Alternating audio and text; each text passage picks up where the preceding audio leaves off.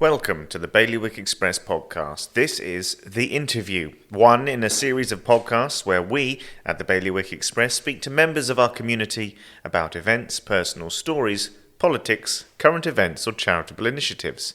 Thank you for joining us.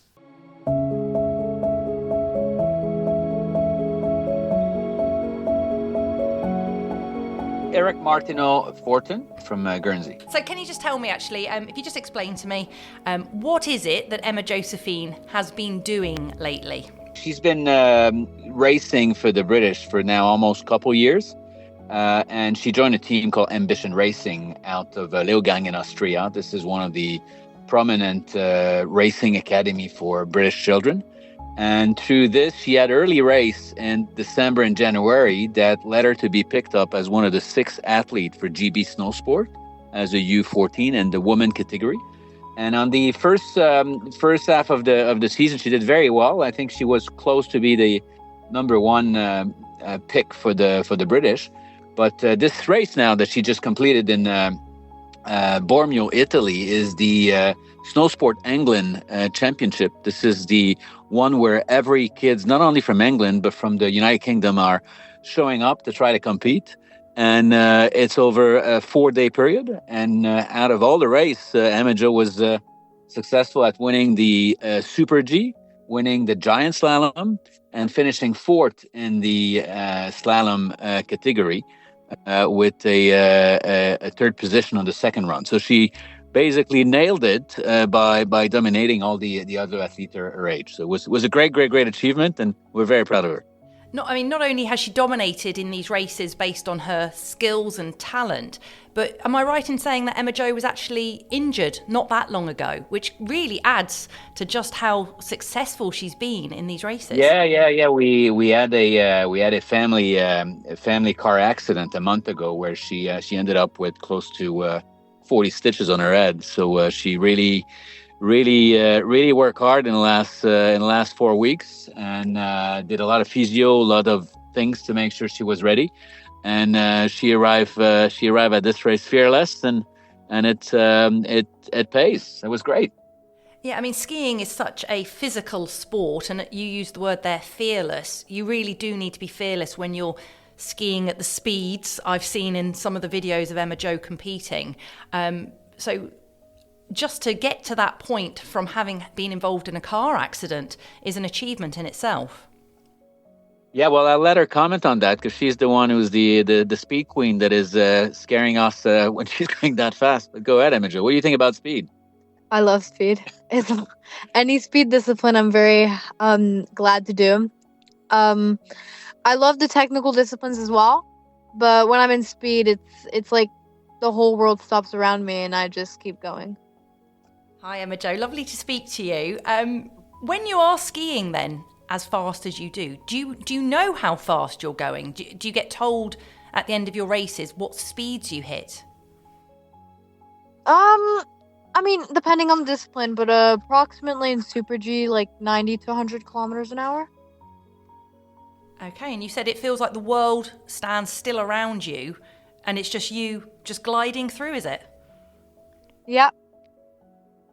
Yeah, funny enough, when Emma-Jo goes down, she usually talks to her as well. She doesn't like when I say this, but she's really in her own world, and she's so focused. This is quite exceptional. Very, very pleased to see her performing in these disciplines. Yeah, absolutely. The focus must be so important when you're skiing at those speeds, but also in your training. What is the training discipline like? How long have you been preparing for these events? Well, for this event here, I didn't have much training before it. I had maybe a few days just to get the feeling back on my skis, and then I just went straight for it. But since I was doing so much physio and sports aside from skiing because I wasn't able to put a helmet on, I think I just kept the stamina and I just kept the technique. But I also had trained for a month, for 3 weeks straight in Austria. In December. So yeah, and usually the season starts from the month of August. So every season you would have between, let's say, early August to early December when the ski races start, close to 30 days of skiing, and that's what she had roughly this year. and this is how you enter the season. So it's all the preparation takes place from then on. Okay, so it's all building up to these events. Are you finished now, or are there more events to compete in for this season? So this season there will be another. There will be the British champs in Ting, so that will be in April. So I will be preparing for those races, and then I've got a few international races that I can compete in, which I'm willing to do. And one of them is Abaton in Italy. Those are international races where not only the British are there, but every nation of skiing are allowed to send 2 of their top seeds.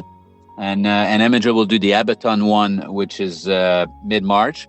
And then there's a Whistler Cup in Canada where you compete against all the North American athlete and the South American one, which she will do.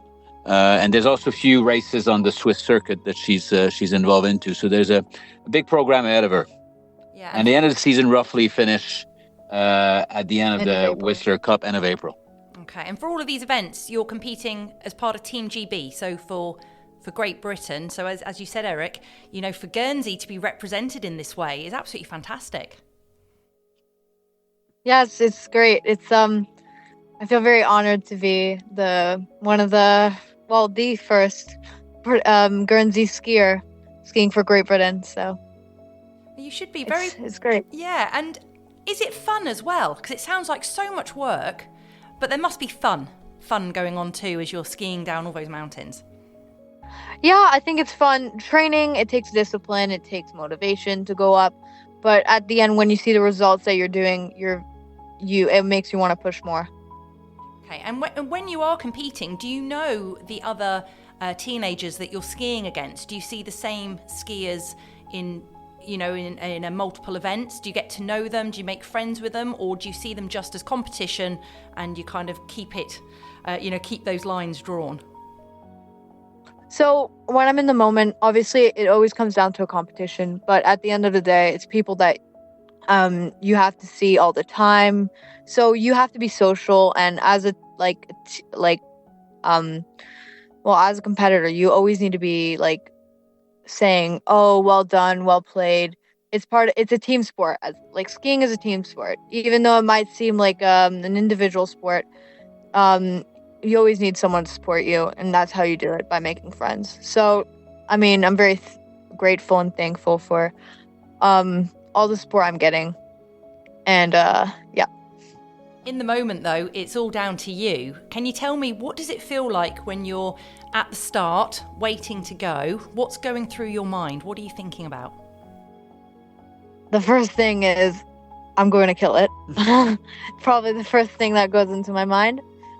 I always even though I always aim to getting the best time overall, even with the boys, because I think it's a good competition to aim higher than what you're doing.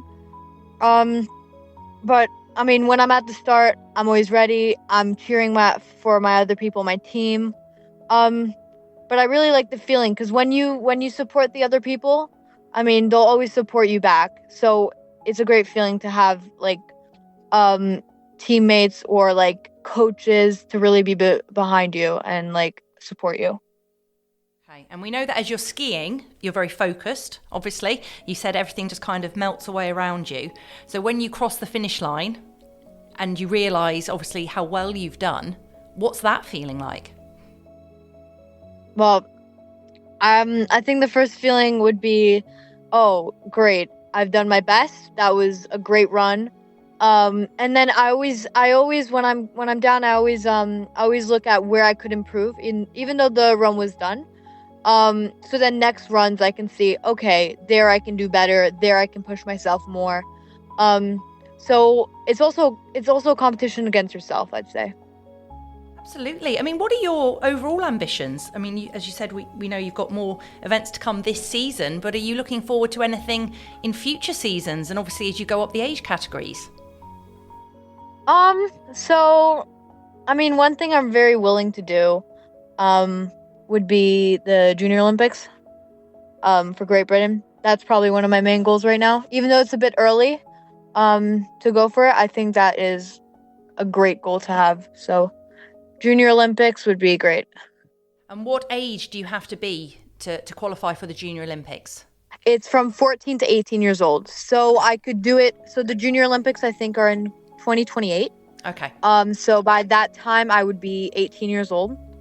So from 14 to 18, I would have probably my prime years. So it'd be a great way to continue. It would be an absolutely fantastic way. And Eric, if I can just ask you actually then, obviously, I know you're a family of skiers, but with Emma-Jo competing then at this level and looking to the Junior Olympics already, how do you feel? I think it's great. It's great to have those standards. I think it's very important to have good academics as well. So I think one of the great thing about skiing is that, in particular in North America, there's a lot of U.S. scholarship that exists in some of the great universities. Same thing in Canada. So that could be also a very good path forward to combine a sport and a passion with great education and great academics. So I think that's quite good to see things progressing. But she's also working very hard in school, and I think that's something we're very proud of. And we also have a second one coming in, Lily May, who's younger but is also performing very well. And we hope that the two sisters will do well in that sport. Yeah, so as I said, I mean, I know the whole family ski, and Lily May is competing as well, but not quite, not in the same competitions because of the age gaps. Is that correct? Yeah, that's right. She's due to explain how it is. She's U12 first year, but she's doing very well, very, very well. She won a few competitions in Switzerland this year.